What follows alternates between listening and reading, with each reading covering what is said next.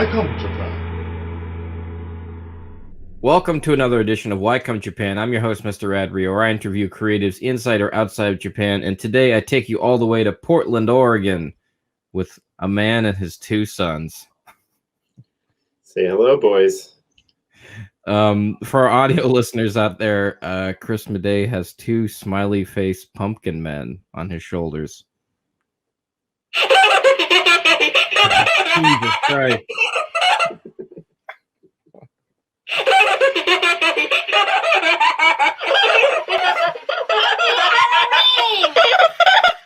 Oh man, that sounds like a nightmare through the audio. All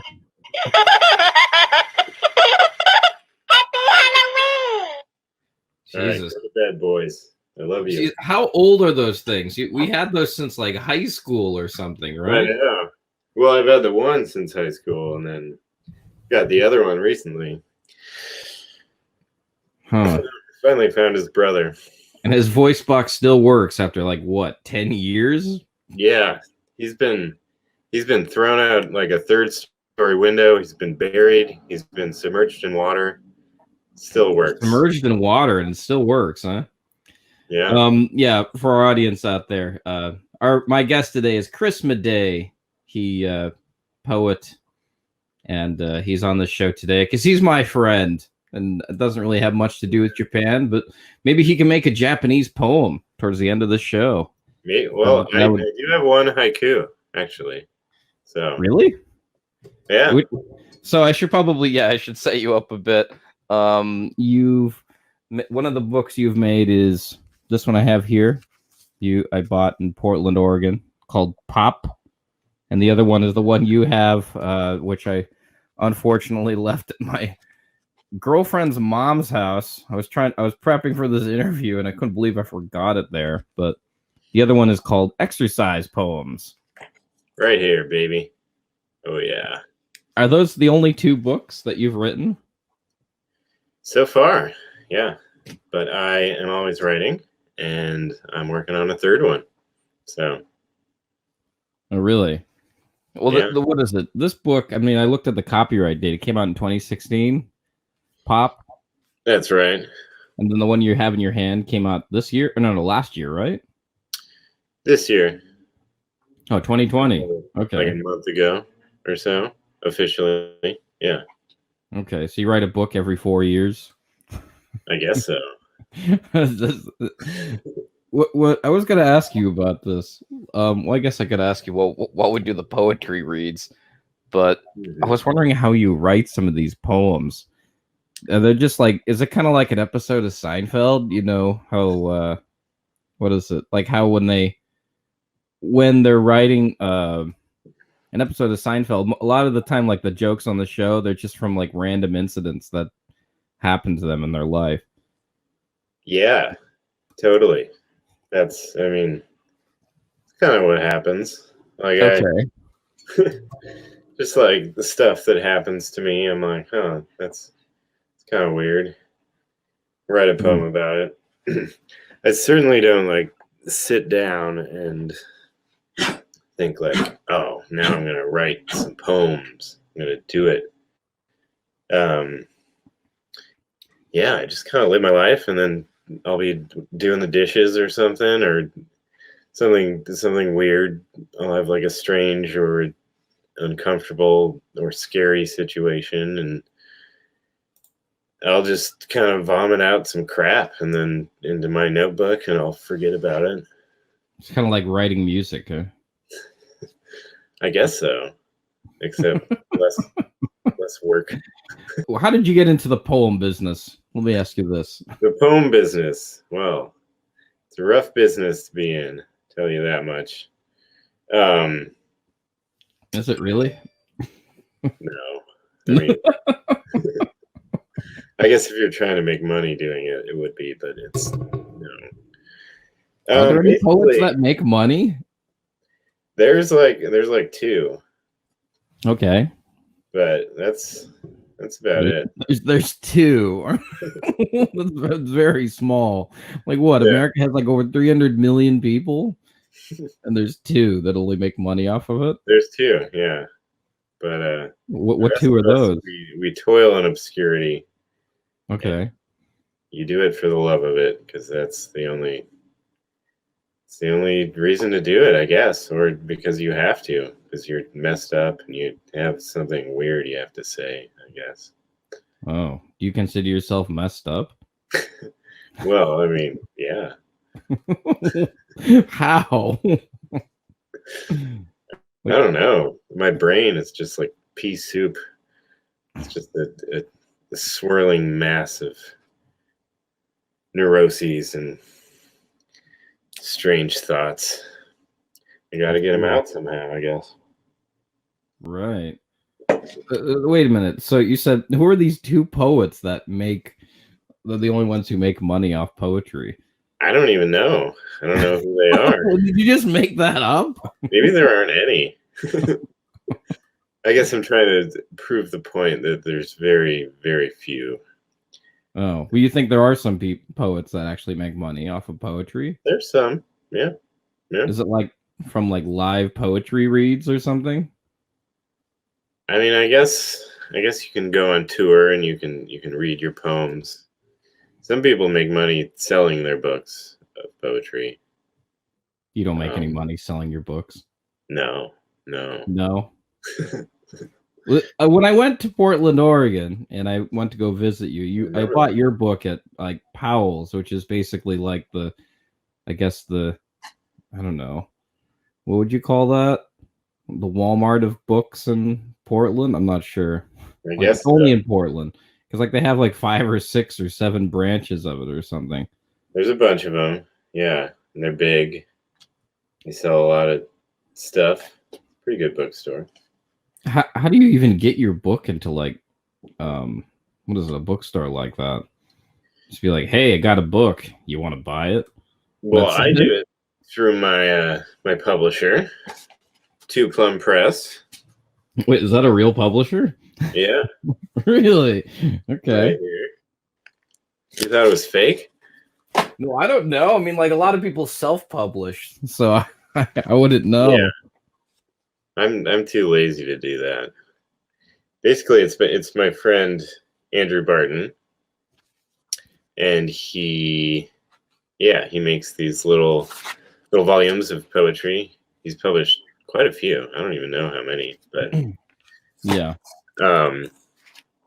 Yeah, he basically found out that I wrote poems, and he said, "Hey, give me a manuscript. I'll publish it." And I said, "All right." And then like 3 years later, I gave him one. Oh. So he does all the distro. He because he has like a press. He has some clout. You can go to Powell's and be like, "Hey guys." How did you meet what's his name? Barton? Andrew Barton? Andrew Barton, yes. How'd you meet him? He used to date my roommate, so he would come over all the time, and we'd chit chat, and yeah. You swap war poems? Yeah. Well, did you ever like decide to? Well, what made you want to go into poetry? Because I've known you for what, like 15 years, and all of a sudden you're like, buy my book. Or I don't know what exactly happened. I don't know. It's true. I mean, here. It was as easy as that. It was just I happened to know someone who published poetry, and he was like, "Get together manuscript, and I'll publish it." And I said, "All right, that sounds good." I guess I'm not like super serious about poetry. I don't even really like poetry. Well, so wait, I've never read an Andrew Barton poem. Is it kind of similar to yours? Oh, he doesn't write. He just, I mean, he doesn't even write. Well, he does write. I guess he published like it was like a memoir of his travels across America. He also he has a cookbook. He's got a lot of stuff, but mostly he just puts out work by other people. He makes the books. He promotes them. He sells them at like different events. So did he just come up to you one day and like, Chris, you gotta do poetry? Well, I already did. I've never because like I said, I've known you for 15 years, or maybe no, I don't know how long I've known you for, but I've never known you as, I guess poetry fits you very well, but I'm not sure why you chose poetry. It wasn't intentional. It just kind of happened, I guess. I don't know. You just called him on the phone like, Andrew, I'm doing poetry. Something like that. I guess like I don't know. Maybe when I was like 15, I just started writing shit in my notebook, and then through college, like I studied English, so I read a bunch of poets, and right. I made some stuff, and I submitted some stuff to like the college literary magazine, and got accepted. Oh, and okay. So you've been writing poetry for some time. For quite a while, but I never really thought to like actually do anything with it. It was just kind of like Andrew was like, I know you write your little poems in private. How about you put them in public? And I said, all right, Andrew, let's do it. Okay. The star is born. Wait a minute.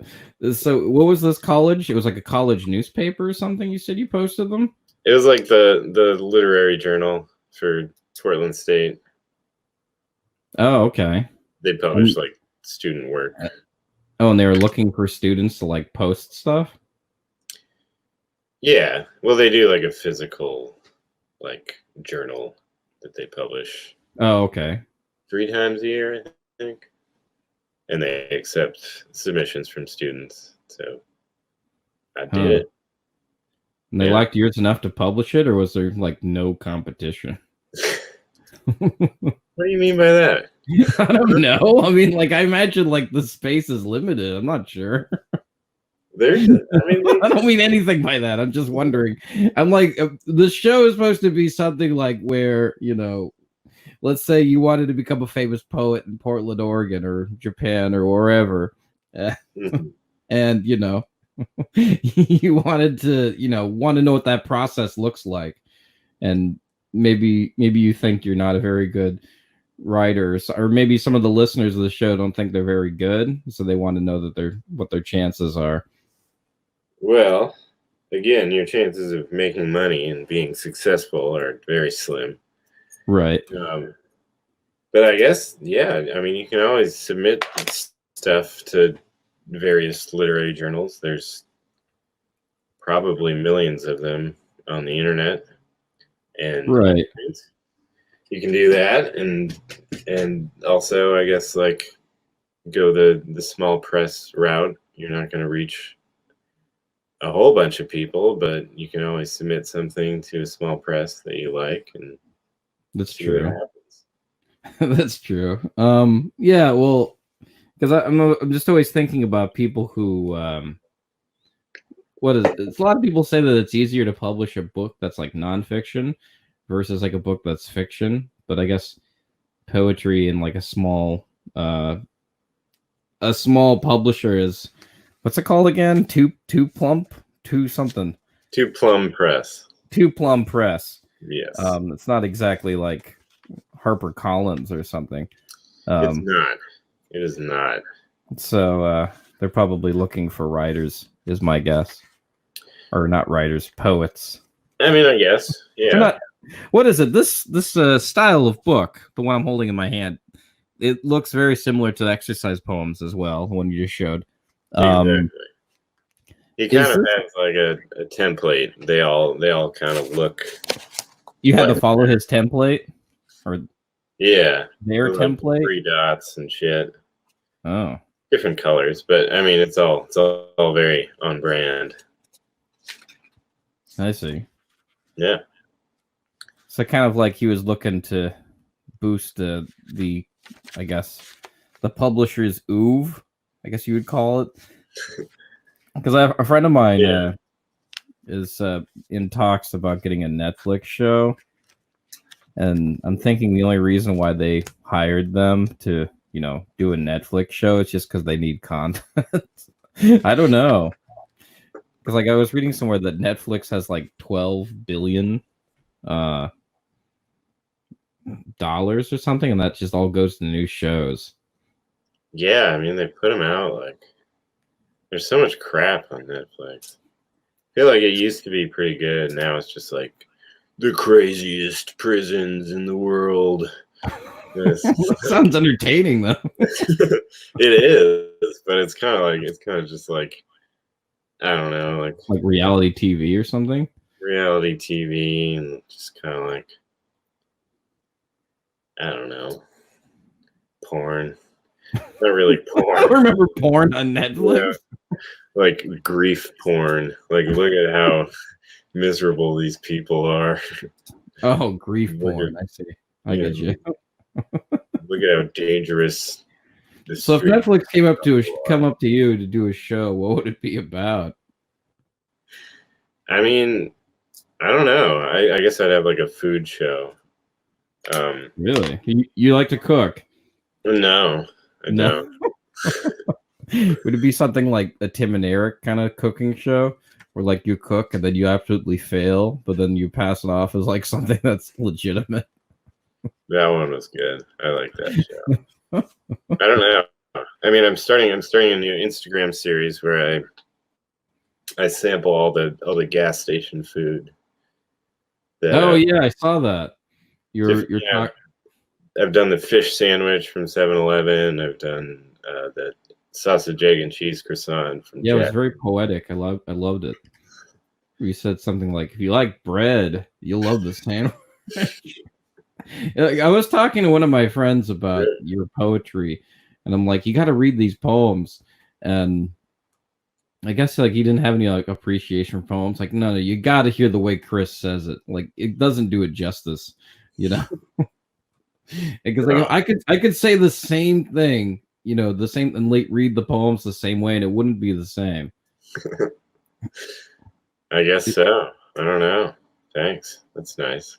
Yeah, I'm just saying it's something about your voice or your cadence that I can't reproduce. Just the monotone, apathetic, whimsical. Like okay, so you've had the book at Powell's, and is that pretty much it? Just has it been distributed anywhere else? Or I should say. Well, it's available online to plumpress.com. Like a digital version, or you mean like to order? Whoa. You still see me? Yeah, I still see you. Something happened to your computer? Yeah. Okay, I'm good. No, you can order like physical copies online to be shipped worldwide. It's also at a bunch of like small shops in Portland. Oh, okay. Well, Pop is. Exercise Poems is at National in Portland. And I guess there's some copies available at a bookstore in Seattle, San Francisco, and Brooklyn. Yeah. Wow. They told you this. Limited quantity. But limited quantity. All right. Yeah.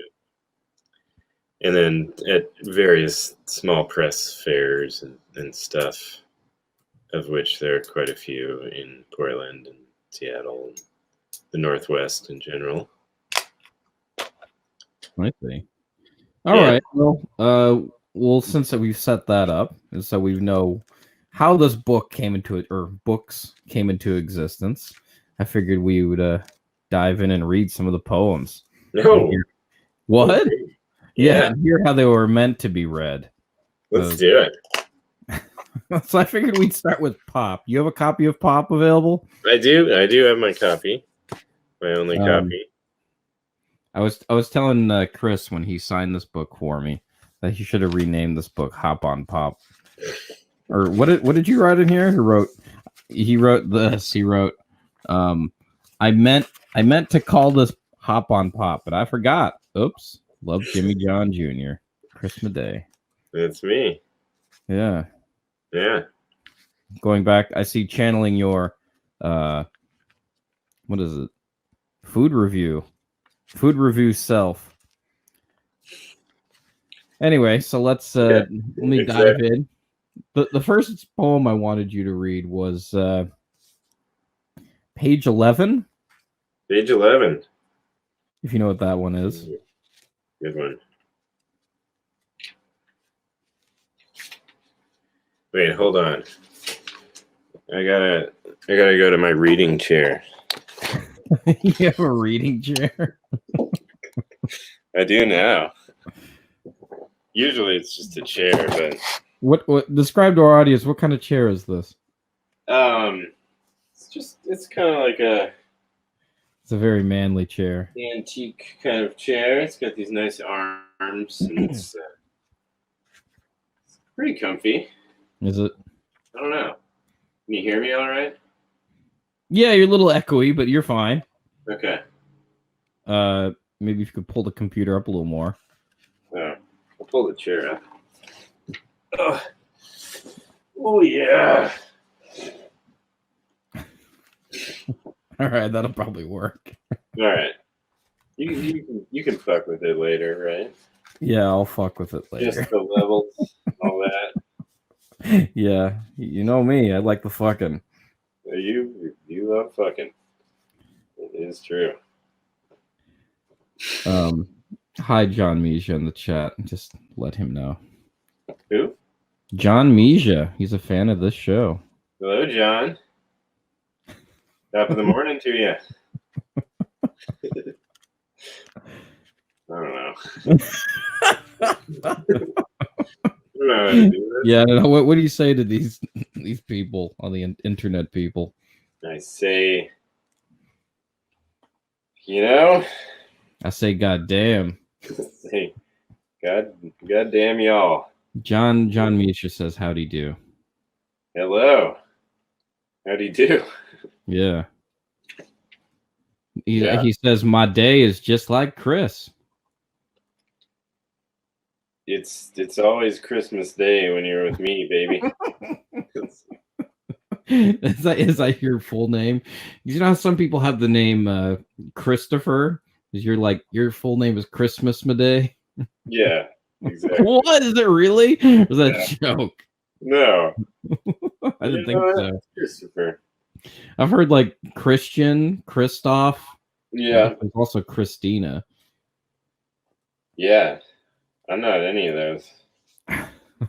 You're not Christian, you're not Christopher, you're just 100% Chris? No. No? Oh, okay. So you are Christopher. All right. Yeah. Anyway, I'm prolonging the inevitable. Or not inevitable. What am I saying? I'm prolonging the poetry. That's what we came here for. I wish I had a fireplace crackling next to me, but it's all right. That'll be in the sequel or the next stream when you release your third book. Yes. Whatever the title. Do you know what the title is going to be? I don't know. It's still work in progress. I was thinking of calling it The Ape Upstairs. It's very ambiguous. Yeah, it's kind of scary. It doesn't really mean anything. I like that. Okay. All right. It's scary and it doesn't mean anything. All right. Just like anyway, so yeah, what's up? Just like my poems. Oh, okay. Just like your poems. They're stupid and they don't mean anything. Okay, so page 11. I don't want to give away the titles because I think you'll do them better justice than I would. Yes. I guess. I don't know. All right. It's called Soon. It's 6 a.m. on the East Coast. People are waking up and making coffee. On the West Coast, people are sleeping. Some people are screwing. Hardly anyone is making coffee. All right. What was the motivation for writing this poem? Oh, we're going to get into that? Well, I don't know. I mean, that's the first thing. There's some of these in here. All right, particularly, let me talk about this one. Let me flip through. We're going to have to flip back and forth here. Like I was reading, which one was it? Let me see if I can find it. Page 64. Mm-hmm. That's a short one.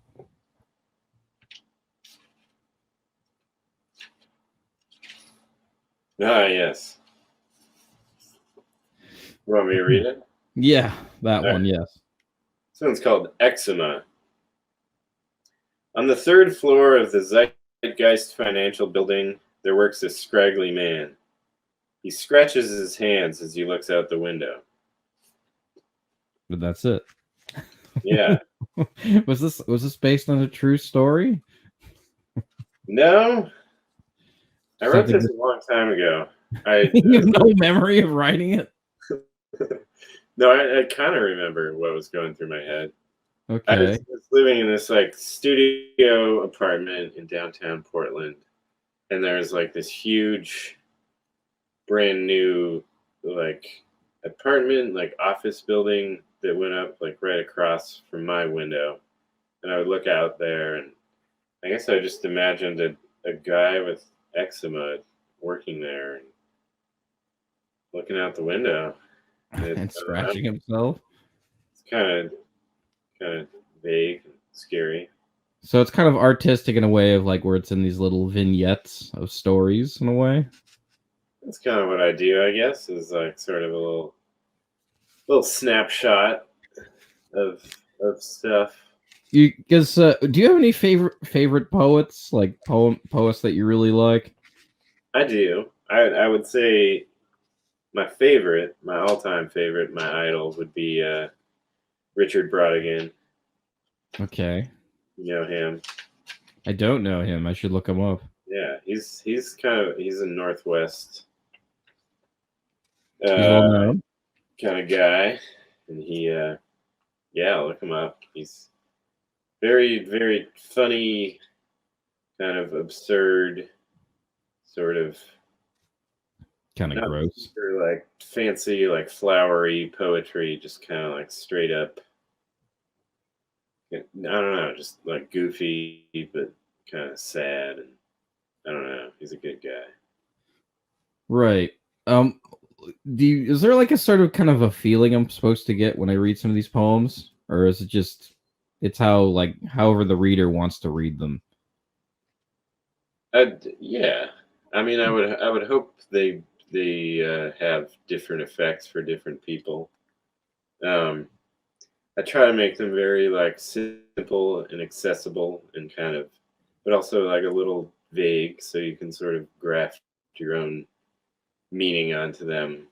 Um,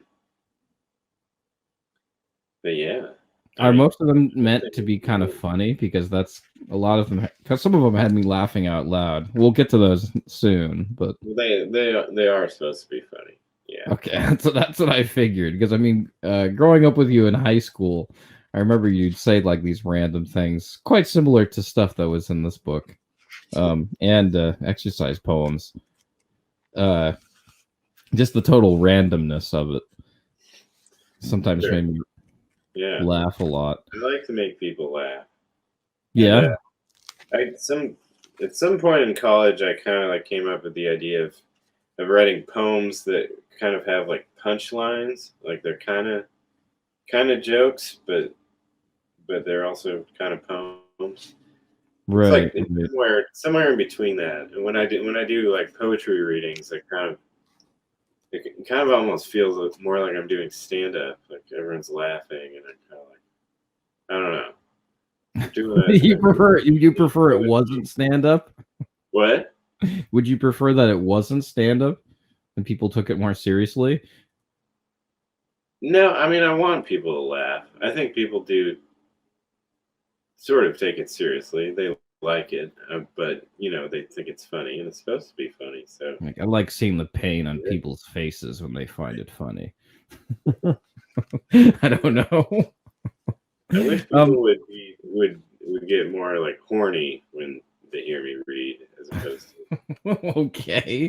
How does one get a good goof, a good laugh? Anyone can do that. I want people to be turned on. People to be tearing their clothes off, jumping on stage. All right. But, that's my ultimate goal. We can all have what we want. All right. I'll go into reading more of your poems thinking about this. Because Yeah. you know a poet what's his name? Are you familiar with William Carlos Williams? Yeah. I like him. Because I was thinking about when I read some of these poems. I mean, especially like the way they're organized here. Like I'm just randomly open to page 21, but like this one, electric. It's just like the way it's the stanzas and the way it's it's written. It really kind of changes your way of how you read it. And like for example, with William Carlos Williams, like with Red Wheelbarrow, the way it's set up, it's like it has to be read a certain way. I'm guessing you have control over the way how the poem is written on the page. Is that correct? Yeah, absolutely. Okay. I mean, all the formatting is the way I do it. Do you ever think you'll put emojis in I should. it? Yeah. That's the next thing. So you kind of have a lot of freedom with making a lot of these poems. There's not any limitations or anything. Yeah, I mean, it's kind of with Andrew at Two Plum, Mr. Andrew. I basically just kind of give him whatever I want, and he really gives me. He'll sort of like give me edits, he'll kind of like little like suggestions, like, hey, like maybe this could be this way, and basically, I kind of like I either accept or reject those suggestions, and he just does what I say. All right. Well, Which is kind of like I'm looking at this one here, like Amarillo. What year is it? 1986. Like it's kind of like it seems like it's falling off the page right here. yeah, I'm guessing that was probably intentional, right? yeah. Well, I mean, I guess I would rather it was more centered. I think it would look better, but That's I gotta don't be know if that was intentional. gotta be weirdly Or that's just the way it was indented. printed. Okay. But I like it. I don't know. It's kind of like trippy and weird. It's like, whoa, watch out. All right. So pop on over back to hence the word pop. Pop on over back to page 12. Yes, sir. Right. I figured I'd go through my greatest hits unless you have some from good old pop. No, I'm glad to indulge your sick fantasy. Well, you said this was about being horny, so It is. Yeah. This one's called And in the Beginning There Was the Word. God is inside me. 300 horsepower. what made you think of this one? Or should I not question any of the poems? So I just have you read them. I mean, you can ask me about them. I don't know if I have a good answer, but all right. I guess it's just. I think I was probably taking a shit or something. I felt the 300 horsepower. I felt the Holy Spirit coursing through me, and I thought, man, he's really in there, and he is powerful. As powerful as 300 horses. Okay. Yeah. All right. You mentioned William Carlos Williams.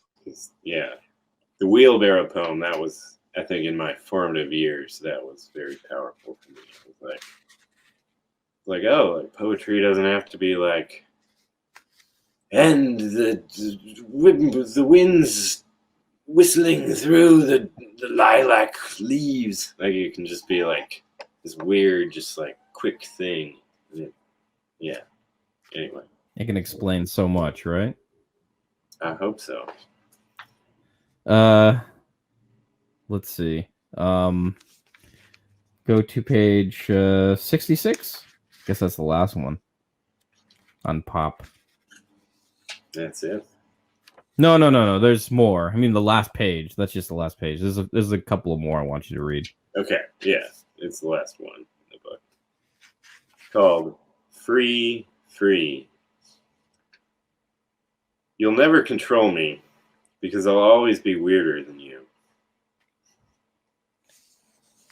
Would you say some of these poems are self-indulgent? Oh, yeah. Absolutely. All right. All about me and, how obsessed I am with myself, but also All how much right. I hate myself. Is there a reason why this is the last poem? Um, I guess it's short and it's kind of like a manifesto in a way. It's like, All right. fuck off, mom. Don't tell me what to do. It's not about my mom. I don't know what this shit is. I don't know. This is me like saying a bunch of crap. Like I said, it's just kind of like vomit that I All can right. All right. curate and form into these things that are hopefully there's something. Hopefully they mean something to someone other than me. I think they I do. guess maybe that's what poetry is that uh it has many levels, I suppose. Yeah. Yeah. Uh was it page 62? Mm-hmm. I like this one. Yes, man. Yeah. This is another one that kind of has like a punchline. Not really like a joke, but Okay. it's called 5 cent refund. I fell face down in the street on a pile of glass. 5 cent refund. Did you get a 5-cent refund? I did. Yeah, All right. got it. Let's see. 61? 61. Yeah, baby.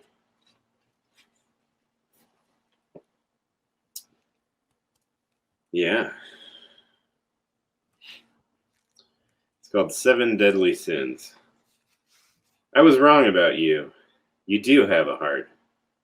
But you don't have a tongue, and that's just as bad. 7 Deadly Sins. Yeah. That's Makes you think- actually it's the name. I mean, it's a thing in of itself. But I think I was thinking about it. It's the name of a Traveling Wilburys song. Okay. Yeah, I noticed that on Instagram you post a lot of like bands. Like you go to a lot of bands all the time. Yeah. I love music. I love rock and roll.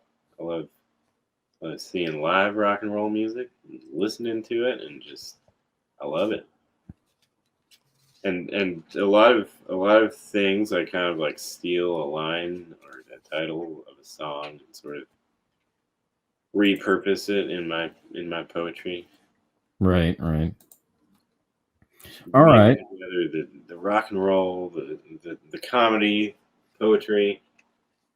Man, I really just kind of do it all. It's kind of crazy. How about page 60? Page 60.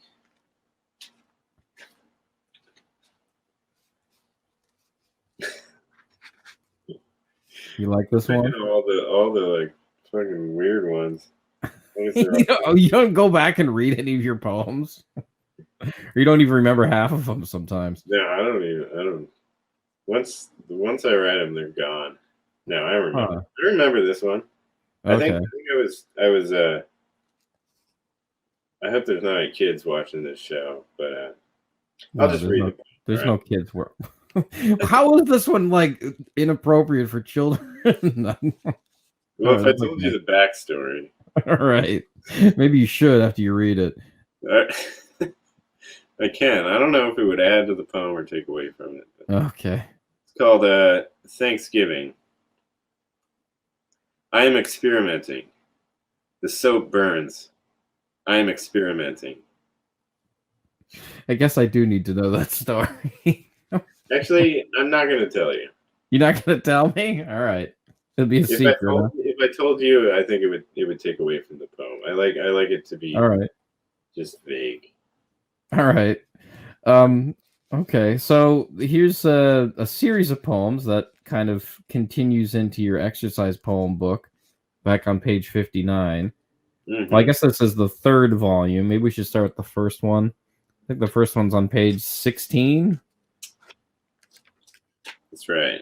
Volume It's 2. called, yeah, notice Possible no- Gravestones. What's up? Right. There is a volume 1. Yeah. He decided that there was no volume 1 and there'd only be a volume 2. I thought that's what I did, but there is a volume 1. All right. Is there a volume 2?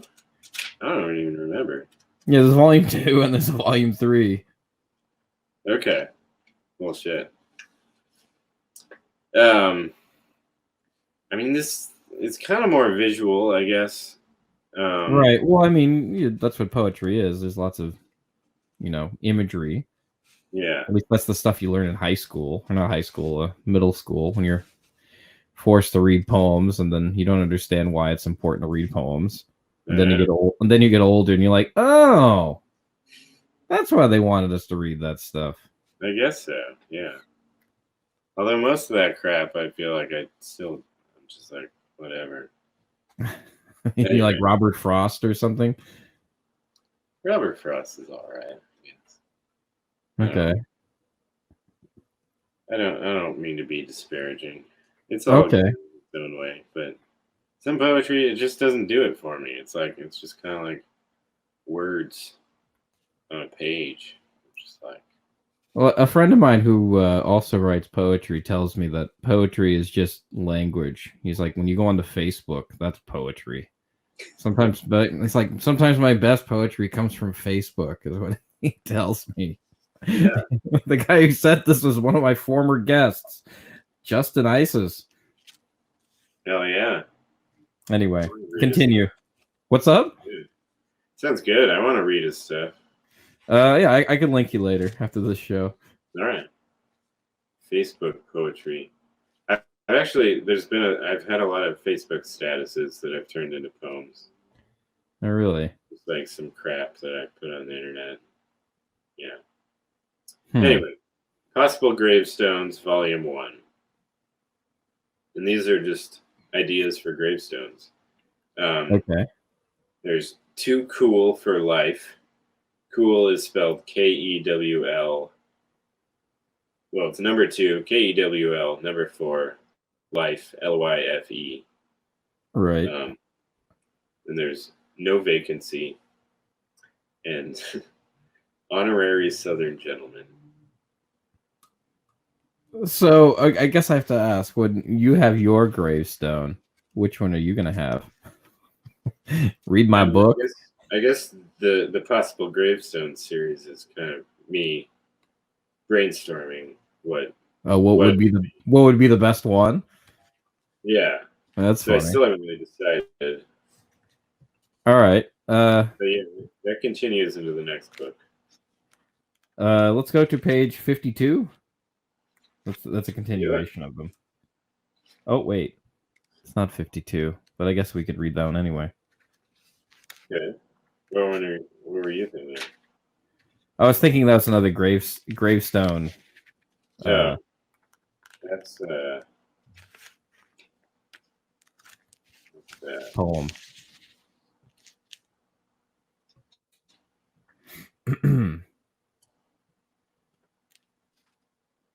No, there's Possible Gravestones Volume 2. Read that. What page is that? 32. Oh, 32. Okay. Yeah. I wrote 52 down here in accident, I guess.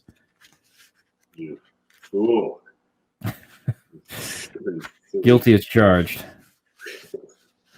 Yeah. All right. Possible Gravestones Volume 2. Eat My Dust. Fucking rock action. And he couldn't do anything. I think that might be the final one that goes on my gravestone. He couldn't do anything. Couldn't do anything. But yeah, something my friend Drew Dannon said to me once. And I forget the context, but he was like, "You can't do anything." And it's what made you think about possible gravestones? It's like, were you in a cemetery once and you're like, huh, that's a weird thing to put on a gravestone? I don't remember where. He had small feet. Here lies Norman Pete. I guess that's just like a ongoing joke among me and friends of mine. It's kind of like, I don't know, you say something funny and then you're like, that's going on my gravestone. That's gonna be my name of my firstborn. exactly. That kind of thing. Or like, that's the name of my band. That's I see. I got you. something like that. All right. Let's see. Go to page. What was it? 49. Yes, sir.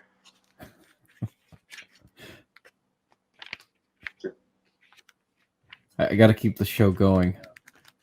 Unless you love all the dead air and the awkward silences, maybe that adds to it. I don't know. Yeah, adds to the suspense. Okay. Scary. All right, it's called Happy Poem.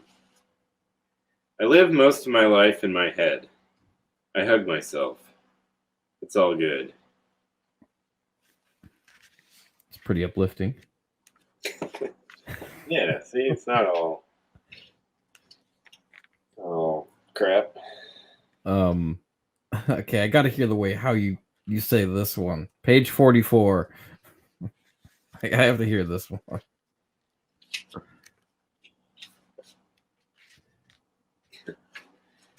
Golden years. Destruction is creation, he screamed, smashing his son's piggy bank.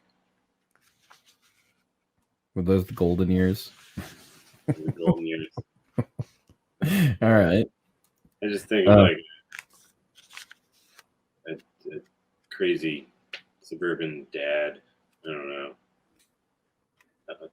He's lost it. He's unhinged. Yeah. Would you say that what is it? When you've done live poetry reads, right? Yeah, I do them every once in a while.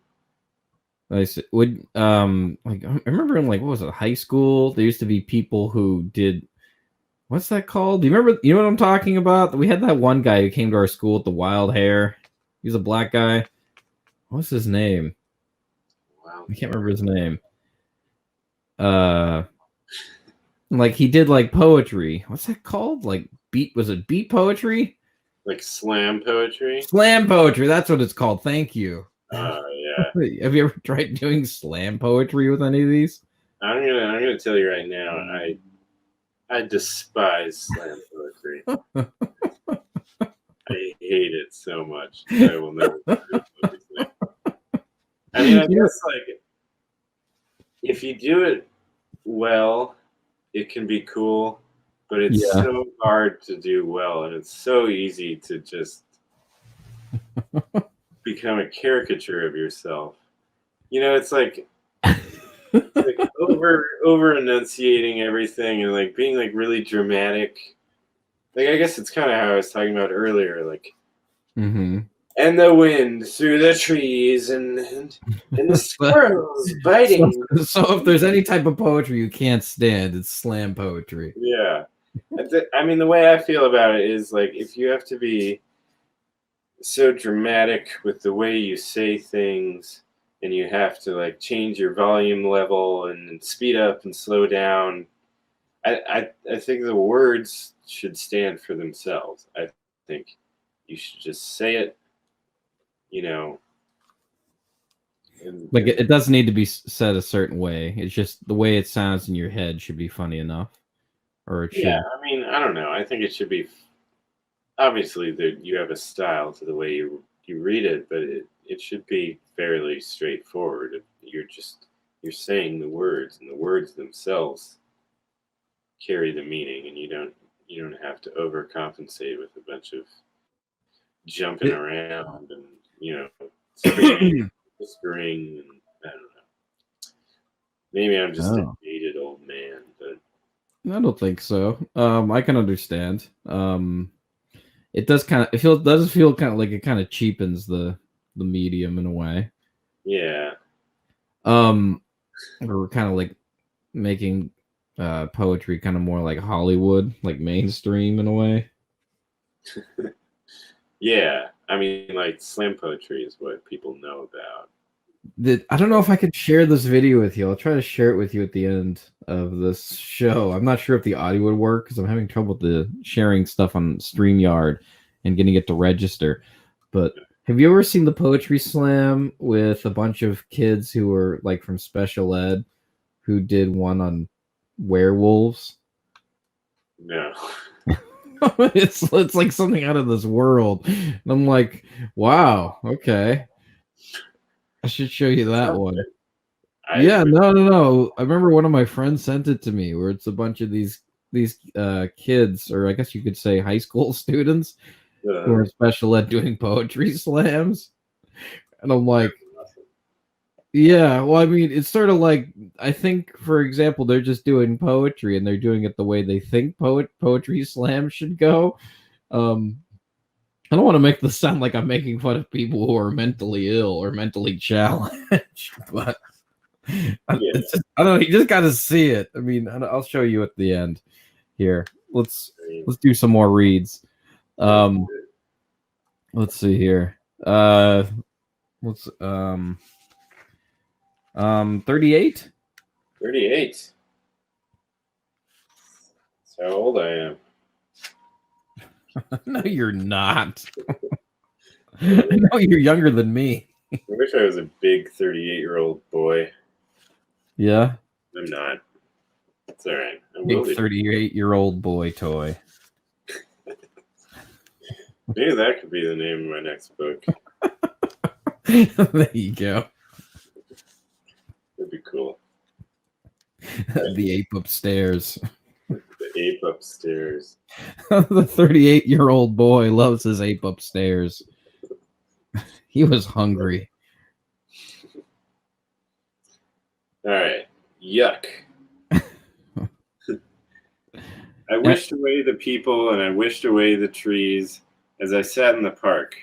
The park, which of course in America is the symbol of the great big yuck, the untamed wilderness. And that's America.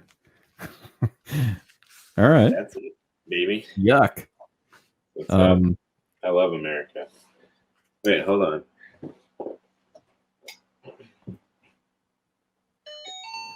Wow, that's uncanny. While you're leaving the room, somebody's calling me on my what is that? My house. Let me go pick that up. Be right back, guys. All right. Jesus. You have to read this on an American flag. All right, I'm back. Sorry about that. It was nobody. It was like a salesman. Yeah. Yeah, damn it. Anyway. All right, let's continue. Sorry about that. So you said, what was it? This is the Great American Yuck. You had to get a blanket covered in America. The American flag, yeah. Oh, okay. Oh yeah. A nice visual there. Nice. Let's see. What's the next one? Ooh, that's really bright. Oh. Guess it's obviously morning. The thing just came off. Top of the morning to you. I know. Top of the morning to me. Oh yeah. Let's see here. 42. 42. I'll do this one with my legs spread wide open. Let me fix that curtain there. Still in the red room. All right. Oh, we got the dog. You have to read poetry with your dog. She'll be doing the rest of the show for me. All right. Your dog's name is Hoppa, right? Yeah. You go. Good dog. Good dog. All right. Oh, okay. I thought you were actually just gonna like sit there and have like the dog read the rest of the poems and then just leave. I should have. Yeah. Be like an Andy Kaufman thing or something. Right. Exactly. Anyway. Anyway. 42. What was it? This one? Oh, maybe I shouldn't read the title. Maybe you add emphasis. I mean, whatever. called Zookeeper Sleepwalker. I went to the zoo. I followed the signs to the gorilla cage. I looked in and all I could see was screwing. So I went to see the lions, but I didn't see any lions. I did, however, see screwing. I asked the zookeeper what was going on and why he had replaced all the animals with screwing. He just looked at me and said nothing. So I left. As I was walking out the gate, I saw a sign. Screw you later. I shook my head and walked out to my car. You don't know why, but for some reason, when I read this poem, it makes me think of your dad. I'm not sure why. Like him just getting in his car, like, I can't believe what I just saw. Just being ultimately just massively offended. Like, what? Yeah, I don't like that. Is this you imitating your dad? All right. MS in the chat says, "My name is Travis and I like beer." Was a classic. Yeah. Do you know what that is? Travis. I don't know. Okay, maybe that's a poem I'm not familiar with. But beer's all right. Beer's pretty cool. Okay. Let's see here. Page 37. Yeah. Hopefully this one's our next classic. Called Ghost Dance. Television was the campfire of the 20th century.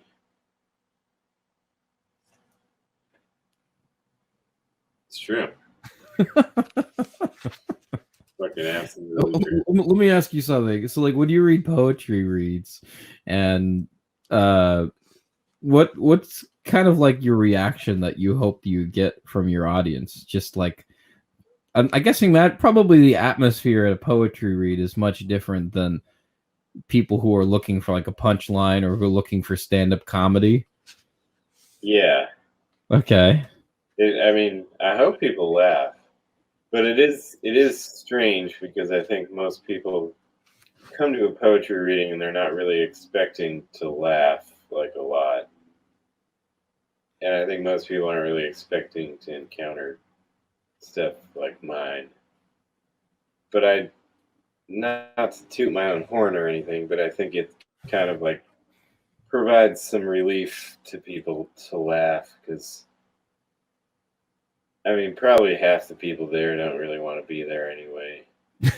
What? Why would they not want to be there? Like, if I was to a poetry read, I wanted wrong or something, and they're like, "Yeah, poetry sounds boring." I mean, poetry can be kind of like stuffy, and like whether you admit it or not, you're kind of like, I don't know, it's kind of boring. Not that like I'm. Oh, because poetry is so subjective. Is that why? I don't know. I guess I just don't like a lot of poetry. Oh. I like. I mean, there's poets that I like, but well, there's poets I like too.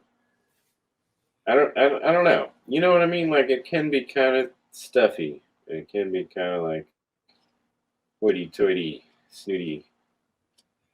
It can be. Which no, I hear you. I hear what you're saying. That's what I'm railing. I am against that elitist poetry. Poetry for the people. Gotcha. Go ahead. No. I was gonna say MS in the chat is saying it's from that special needs kid video I was referencing. I haven't seen it in a long time. I remember one of my friends sent it to me randomly like 7 years ago. Okay. It's kind of an older, I think it's like a VHS copy. Like it was put on YouTube. Anyway, let's continue. Let's see here. I think 29. 29. Yes, sir. Do I seem demanding here? I'm sorry if I do. I'm fucking with you. All right. That's the whole point. I do whatever you tell me to. All right. I agreed to be in your circus, and I'm just a little rodeo clown for you. All right. Although you squandered my love, I love you on and on. That's the title. I was in a restaurant and the waiter broke a glass. It made me think about how America is the greatest country in the world. I really like this poem because Nice. it's what is it? It's so random. I think what I like about it is that it made me think about how America is the greatest country in the world. That you're trying to say America's broken? I don't know what that means. No, I don't know. I'm not trying to say that. I mean, All right. it absolutely is, but that's not what I'm trying to say. I think, I guess, they're kind of not related, because why would you think about that when the waiter breaks a glass? That's true. Maybe I'm thinking about this too hard. I guess I just kind of wanted it to be sort of a subjective thing. MS in the chat is saying Chris is the Howard Zinn of poetry. Power to the people. I think of myself as the Bernie Sanders of poetry. Okay. You should be his running mate. Since he's still in the primaries. What? He offered, but I'm too busy. Too busy writing poems. Too busy twiddling my thumbs. Gobbling the knob. Whatever that means. I don't know what that means. I don't know. I like it. Gobbling the knob. All right. I'm not sure what it means either. Oh, here we go. Wait. Is that the right page? 27. 27. Welcome to my circus, Chris. Nightmare circus. You should get like I think I need you on the show more often so I can give like more interesting titles to this show. Yeah. Yeah. Nightmare circus. Nightmare circus. Radrey. Radrey's Nightmare Circus. Yeah. Rated PG. Only in selected theaters. Starts Friday. Can't wait. This one's called Wow. Fuck. Your eyes are alive. You're my first memory. This makes me. You're fine. I mean, even though if the screen goes black, you're still on camera. Yeah. This poem makes me think about childbirth for some reason. Good. They say like childbirth is like one of the most traumatic moments of your life, or it's the first traumatic moment of your life. That's what they say. Because you're in embryonic fluid, and then all of a sudden you're pulled out traumatically. You're in paradise, and then you were brought into hell. Are you just gonna read the whole book, or what? Oh, I'm almost done. I'm almost done with my favorites. I just wanted to hear what the Chris Maday sounded like. Yeah, reading these poems, but I'll read. I'm starting to get the impression that poetry is best read in your head, but I don't know. I could be my mind could always change. It kind of is. I mean, I feel with my stuff, there's some stuff that is better if you see it on the page, and then there's some things that work better read out loud. Really? Any so in particular? I try to pick the ones that I think work better. All right. But well, I mean, if that's the case, short. It's just like I don't know. Okay. But anyway, if that's the case, then I'm gonna stop picking favorites, and I want you to pick the ones that you want to read aloud, because it kind of feels like I'm asking too much. You know what I mean? You're not asking too much, but All right. Well, I'll just read I'm you. almost done to my favorites. I got 2 more. That's it. Okay. And then I have someone selected from the new one that I like to read. So all right. 25. This one's called The Washed Up Magician. I do magic tricks, you see. Would you like to see a magic trick? No? Why not? I'm a magician, god damn it! I'm fucking magic! See, that one does need to be read aloud. It does. That's kind of like the piggy bank one. Okay. It's just like I picture some like unhinged, washed up guy who's just kind of off his rocker and he's really angry. Right. Yeah. All right. Yeah, no, I can visualize this. Hell yeah. Oh, actually, I'll have you read my favorite poem. This is my favorite poem of yours in all of pop. Page 18. This is the favorite.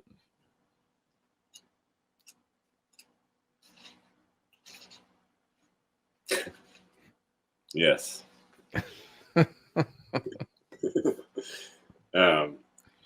Paul Bunyan arms. Crossing your arms is not necessarily a bad thing. Sometimes it does make you unapproachable. But sometimes people see your Paul Bunyan arms and they want to approach you. They need to approach you. They need those Paul Bunyan arms. What on? Okay, I don't know. I mean, I guess Paul Bunyan. He's a mythical, or what is it? He's a folktale. Yeah, from the old 1800s Americana or something. I feel like whenever you see like a drawing of him, he's always like crossing his arms. And he has like really big forearms. Yeah. I feel like I have like kind of impressive forearms. Maybe not. I've always liked my forearms. You like your Paul Bunyan arms? Yeah. And, all right. I often am in the habit of crossing my arms, which people say you're not supposed to do. It like makes you seem closed off to people. Sounds like something. I was thinking about it, and I was like, maybe it attracts people because they see your Paul Bunyan arms, and they. It sounds like something Stephen King would write, like to give like description, because you know how sometimes he kind of goes overboard on the descriptions. Like he stared at me with his Paul Bunyan arms. What does that mean? Yeah, you're probably right. I mean, yeah. Well, that's what I aspire to be. The Stephen King of poetry. Yeah. All right. Bernie Sanders, Stephen King, Howard Zinn. No poetry. All right. This is my last. No, I have 2 more. That's it. 19. Liar. Yeah, guilty as charged. Yeah. Fuck capitalism, start the revolution.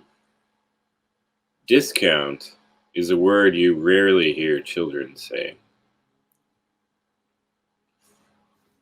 Poetry. Poetry, babe. Rock and roll. Yeah, you're right. Discount is a word I rarely hear children say. That's a very random thing. It's true. I mean, yeah.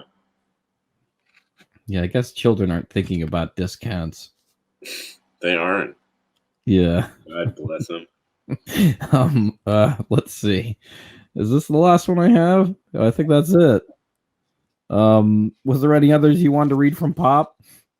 Yeah. They're all so old. I'm kind of over it. You're kind of over it. You want to pop these away? All right. Pop these in my all right. Well, why don't you dig out exercise poems and pick the select ones that you want? There was one. What's that?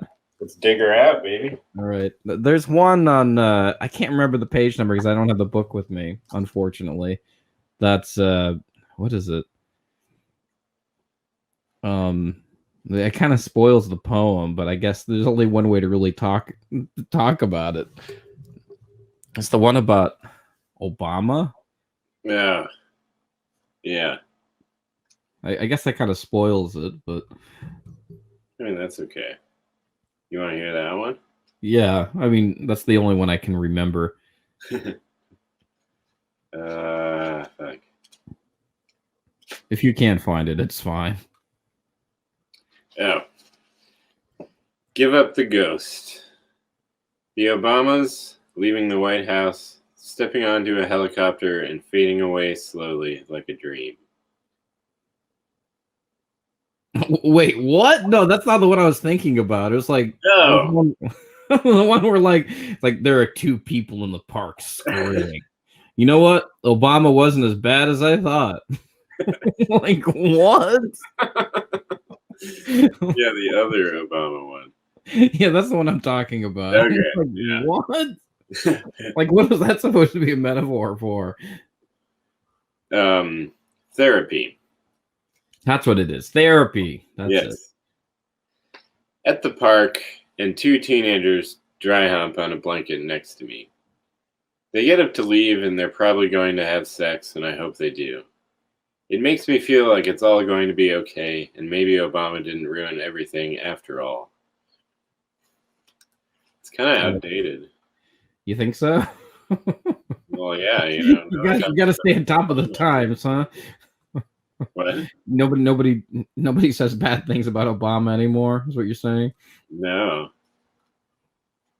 I mean, that was the thing for a while. Like, thanks, Obama. Oh, right. You mean the meme? Okay. Fish to fry. All right. So why don't you read the select poems that you had in mind, and then we'll finish up with the poetry slam. I'm gonna read them like a poetry slam, though. Oh God! All right, yeah. Do it out. Read them however you want. This is just your to illustrate my point about like how stupid poetry slams are. Right. I gotta hear this now. As if I'm like a guy with pink hair at a poetry slam. It's actually called Pink Cloud. All right. Well, okay, I'll read it normal, like the way it's supposed to be first, and then all right. Pink Cloud. However you like. You held me tight and told me I was gorgeous and told me I was strange, and it made me feel for a second, darling, like a bachelor of arts, or perhaps a very huge cloud. All right. Cloud. What's the poetry slam version? All right. Well, okay. So, if I was doing a poetry slam, it'd be like this. You gotta stand up. Yeah. Oh, totally. I'd be like, you held me tight and told me I was gorgeous and I was strange, and it made me feel, for a second, darling, like a bachelor of arts, or perhaps a very huge cloud. Like something like that. Like, it's just bullshit. Like, you don't need all the extra theatrics. Like, that's like the most. That was the best acting performance I think I've ever seen from you. There you go. Yeah.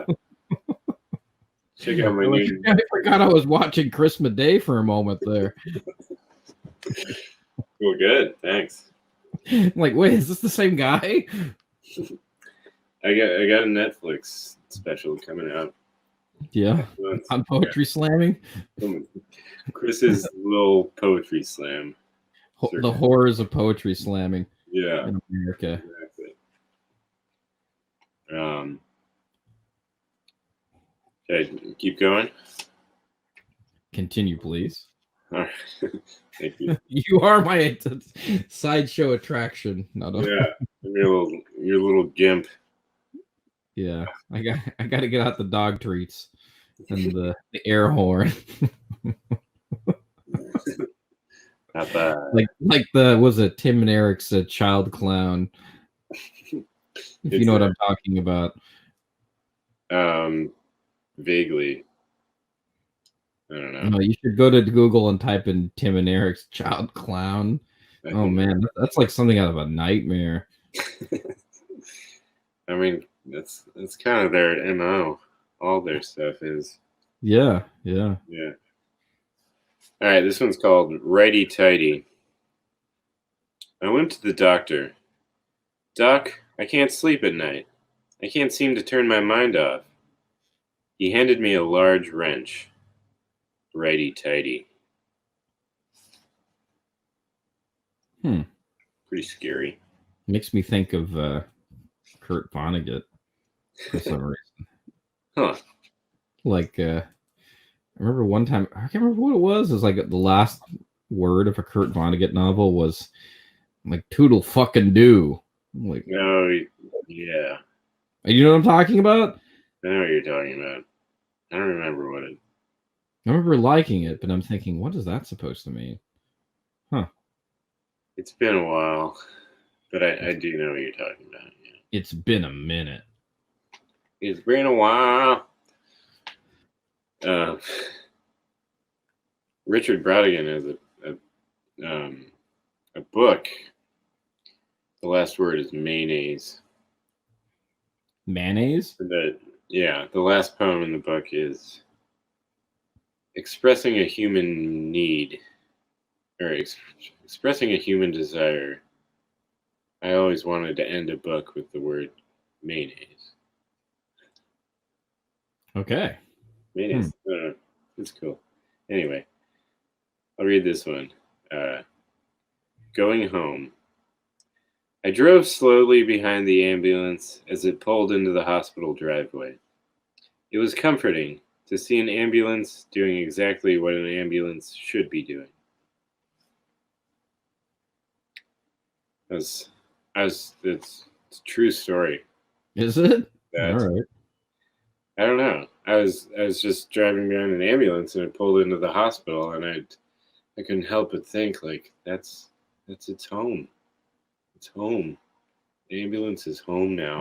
All right. All right. Your driveway, if you have a car, that's where it belongs. Back home. Does this John Mee's just saying end the live stream with mayonnaise. All right, I'll figure something out. Wait, what? John Misha in the chat says end the live stream with mayonnaise. I think we should, in memory of Mr. Brodigan. Yeah. All right. I'll think about ambulance. What the hell was that? I don't know. No answer. Like, and this is why I don't do poetry slams. It's true. For audio listeners, Chris just sat up in his chair and exposed us his taint. And with wearing pants, of course. Yeah. I got pants, don't worry. Yeah. I got pants for days, right? I wear 2 pairs of pants, actually. All right. Yeah. Is there a couple of other favorites? I got quite a few. I don't want to give it all away, but MS in the chat saying that's big poetry slam energy. Thank you. Yes, it is. All right. Yeah. This one's called Mutuality. All right. You said you don't love me. My heart did a cartwheel because, baby, I don't love you too. Wait, that's it? All right. I don't know what's more interesting, me being able to read these, or me being like not knowing when it's over or when it begins. Exactly. Gotcha. He did get me. It's maybe there was a reason why I forgot my exercise poem book. Yeah. It's meant to be. I'm gonna shock and awe you. It's just like something I hear on like the radio randomly, like when I wake up in the morning. Like discount is a word you rarely hear children say. Yeah. What? Like in a nightmare. That's what's happening on the radio. I think so. I guess so. This one's called Just Like Honey. All right. You were exquisite at night, electric eyes swirling and your rough lips on mine, and your tombstone face as you slept, exquisite, and again in the morning when you kissed me like a bird, exquisite, exquisite. Exquisite. Huh. Do you like that word, exquisite? Apparently. Yeah, I love that word. It seems like you write these poems without being self-conscious. They just kind of just come out, huh? Again, maybe that's the point of poetry, right? You're not supposed to be self-aware when you're writing these. I guess so. I mean, you shouldn't be too self-aware. All right. All right. Let it flow, baby,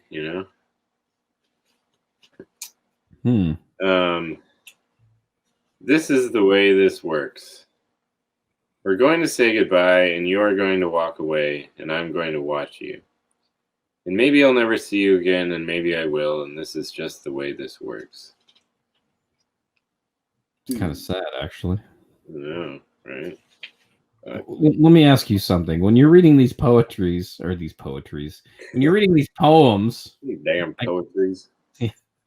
When you're reading these poems, how do you transition from poem to poem? Like, let's say I'm not here and I'm not leading the show with the circus. Do you just kind of like, do you ever, I mean, because in Japan here, even if I make jokes or if I like have jokes that have a punchline, nobody laughs and I just kind of move on.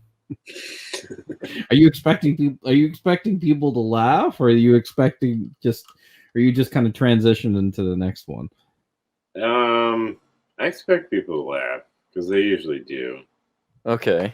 So I'll do a little laugh break. But sometimes they don't, and then it's awkward. But they're mostly short. I have some longer ones. So I'll try to kind of break up the short ones with the longer ones every once in a while. Oh, right. And I like to do like a little joke or something, like in between, like in the middle or something. Like once I was like, have you guys ever been kissed? Because I've never been kissed. I've ridden in cars with boys, but I've never been kissed.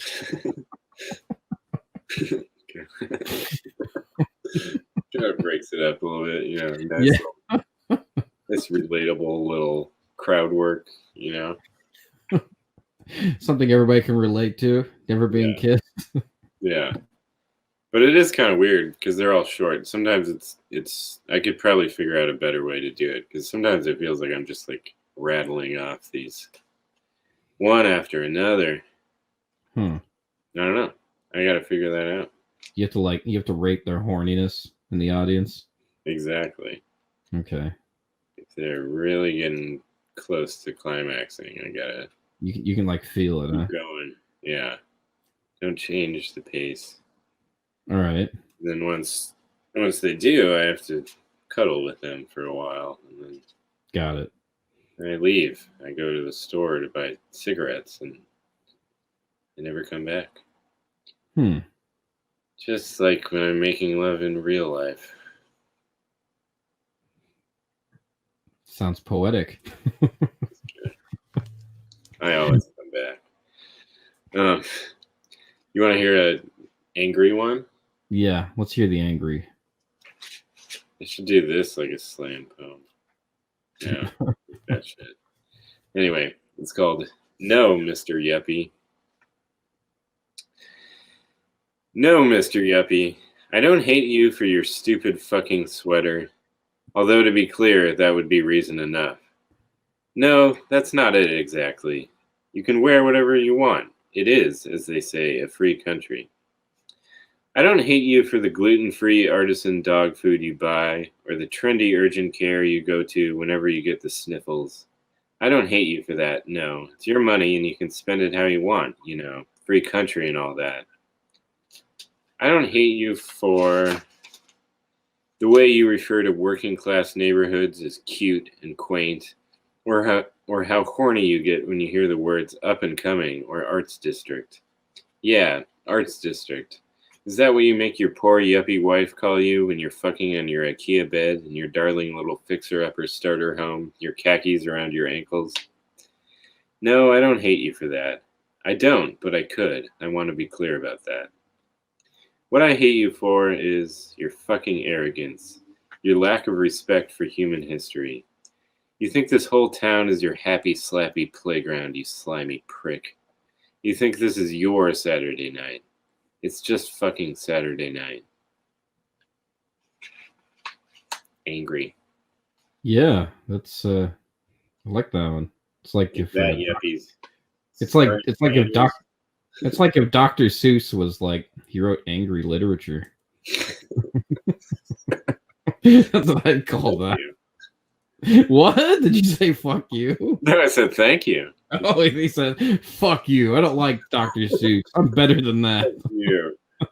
Fucking yuppie. Yeah, my neighborhood. Anyway. I hate to say this, but I do have to kind of wrap this show up because I got to get going to work. Okay. Yeah. Are there a lot more? Are there many more? How much time you got? Like 15 minutes. Okay, I have like 5 more.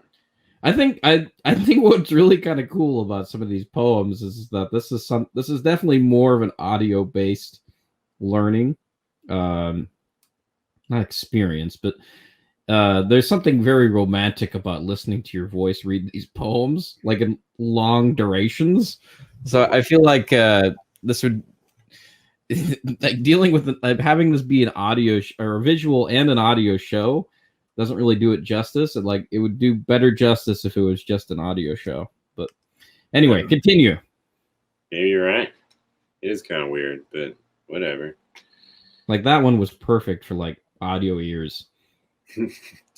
Yeah. Well, I'll make you an audiobook.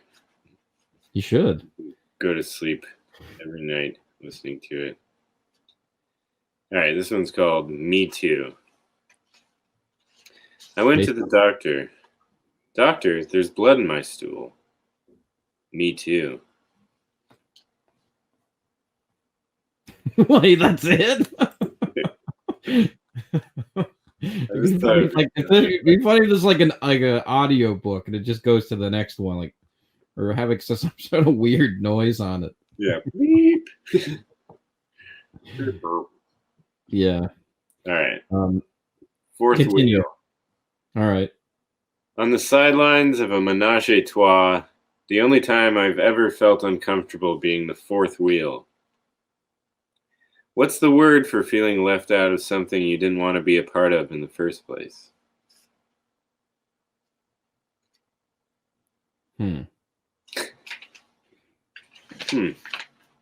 That's a thinker. I guess so. And now this is for the Japanese audience. It's called the haiku. Yeah, haiku. no, John Misha in the chat was saying you should save that for last and while holding mayonnaise. Okay, I can do that. Yeah. All right. Skipped. Rejected. The way you said that was like it was like a clerk at a store. You're like, he said, hey, I need to, like, I need you to help me with this one thing. Can we do this later? Yeah, skipped. Like kind of this like passive aggressive kind of demeanor. Yeah. All right. Like you can't tell if you're angry or if you're actually just being serious. Just being like curt. Yeah, there you go. Yeah. It skipped. All right. This one's called I'm a Forest Service Ranger and I don't know what to do. All right. I'm quite fairly certain I'm a Forest Service Ranger and I'm in love and I don't know what to do. That's it. Huh. Skipped. All right. This was gonna be my last one, but You should if you okay, let me ask you this. If you made an audiobook based upon, you reading all of mhm. these poems, would you have any kind of music in the background or would it just be you reading it like, blank or monotone, the total way you read it normally? I think I would do it normally, but between Okay. every poem, I'd have like a boing. Like sound effects that don't match the poem at all. Yeah, All like right. like the iMovie like stock sound effects. All right. Ruff, ruff, ruff. like iPhone jingles or something, or like Yeah. the notification bells. Meow, meow. Yeah, All aboard. all aboard. All right, we'll save the haiku for last. So this is second from last. This one's a John longer. Misha says he wants you to hold mayonnaise while reading it, if you have any. I don't think I have any mayonnaise. Oh, I got mayonnaise. I'll be right back. All right. Hold on. I guess we're reaching the end here if he's going to get the mayonnaise. Getting the mayonnaise. We got to finish that special poetry slam about werewolves. I guess with the audio, it's okay. You can kind of the visual kind of with the special poetry slam really adds a lot to it. But I think maybe with just the audio, I think you can kind of get what it is that's going on. Maybe you be the judge. Try to listen to this with audio only. Tell me what you think of the special poetry slam upon watching it or just listening to it. Are we at the end? Is that what you got, the mayonnaise? Almost. All right. We'll put it there. All right. Put it aside. We'll grab it though. All right. Let's see. All right. This one's kind of long. Not too long though. All right. It's called Cathartic Seal. Okay. Sailing out to scatter my grandma's ashes at sea, a metaphorical butterfly flies alongside the boat. It lands on my knee and it's metaphorically comforting. I feel sad, but things are better with my metaphorical insect friend. My uncle is quiet and despondent the whole way, but then again, my uncle is always quiet and despondent. My aunt looks stern and angry. I know she's not, but she always looks that way. My cousin inherited this from her. My stern and angry aunt and her stern and angry son sit next to my quiet and despondent uncle. When you scatter someone's ashes at sea, they leave a gray cloud in the water that remains visible for about 5 minutes. I look at the gray cloud in the water, and I watch my stern and angry aunt and cousin look at the gray cloud, and watch my quiet and despondent uncle look at the gray cloud. I watch a tear fall from the eye of my other uncle who is not quiet and despondent as he looks at the gray cloud. I can see why people scatter ashes at sea. It's incredibly cathartic. A cathartic seal follows the boat part of the way back to shore. The cathartic seal is even more comforting than the metaphorical butterfly. That was kind of poetic. I hope so. It's supposed to kind of be a little bit, at least. Should I read the haiku? Yeah. Maybe, All right. Wait, explain to me again. Why are you holding the mayonnaise? What's the deal with the mayonnaise? I forgot what the connection was. Well, we gotta end the show with the word mayonnaise. Why do we have to end it with mayonnaise? Because of the Richard Brautigan poem. Oh, well, right.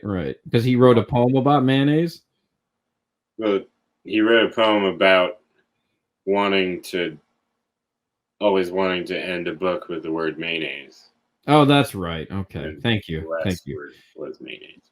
That's right. So, well, before you do that, we're going to end it there. We probably should, what is it? Watch that video first.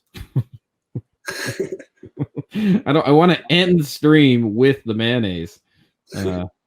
So let me fast forward that. This would be pretty. I'm curious what our audio listeners are going to think of this because they can't see it. It's going to be very strange, like just only being able to hear something like this. Because when you say the word special poetry slam, you're not going to know what that means unless, like, maybe if you listen to it or you're familiar with the term special. But anyway, let me play it here. Tell me if you can't hear it. I was thinking because I was rewatching some of it and I couldn't hear it on one end. Oh, my taskbars. Oh, nope. Oh, there we go. All right, let's go.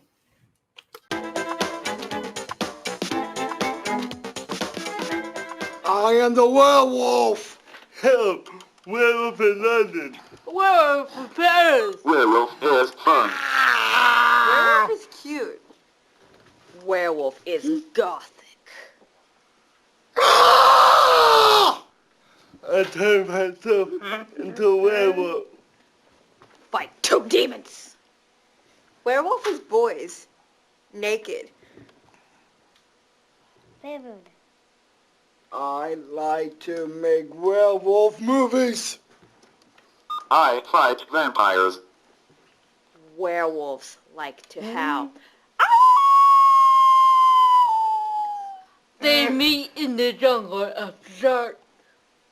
Every night I turn myself into a werewolf.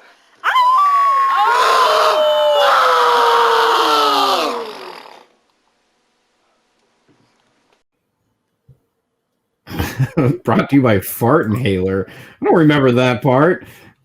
What the hell?